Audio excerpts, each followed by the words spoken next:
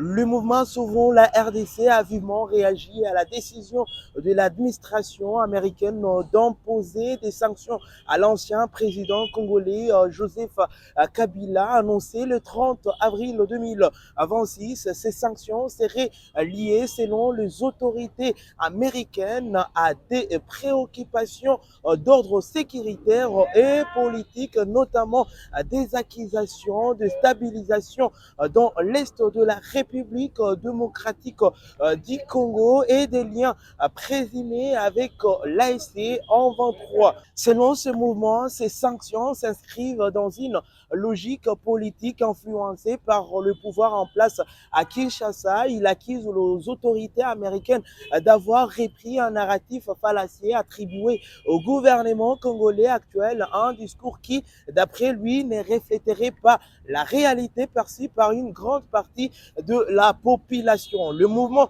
Sauvons la RDC estime que cette décision constitue une manœuvre politique visant à fragiliser un acteur majeur de l'histoire récente du pays. Il dénonce également ce qu'il considère comme un soutien partial des États-Unis au régime en place au détriment des principes d'équité, d'impartialité et de respect de la souveraineté nationale. Dans son argumentaire, le mouvement rappelle le rôle joué par Joseph Kabila durant ses années au pouvoir. Il souligne notamment sa contribution à la fin de la guerre de 1998 de 2003, à la réunification du pays, à l'organisation de premières élections démocratiques et à la première alternance pacifique du pouvoir en 2019.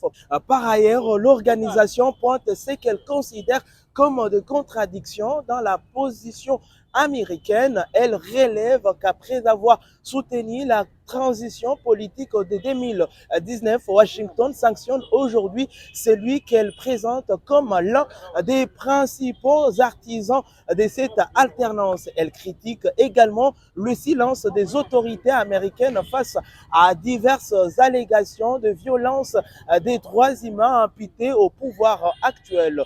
Le mouvement évoque en outre plusieurs faits jugés préoccupants: arrestations arbitraires, restrictions de liberté, violences contre des civils, ainsi que la persistance des tensions sécuritaires dans l'est de la République démocratique du Congo. Il estime que la focalisation sur une responsabilité individuelle occulte la complexité de la crise congolaise, qu'il qualifie de multidimensionnelle. S'agissant des efforts diplomatiques en cours, notamment les processus de Washington, Doha et Montreux, le mouvement Sauvons la RDC met en doute la neutralité des États-Unis, estimant que cette décision affaiblit le rôle de médiateur. L'organisation appelle l'administration américaine à reconsidérer sa position et à lever les sanctions contre Joseph Kabila, et réaffirme également sa volonté de poursuivre son combat politique, notamment contre toute réforme constitutionnelle qui juge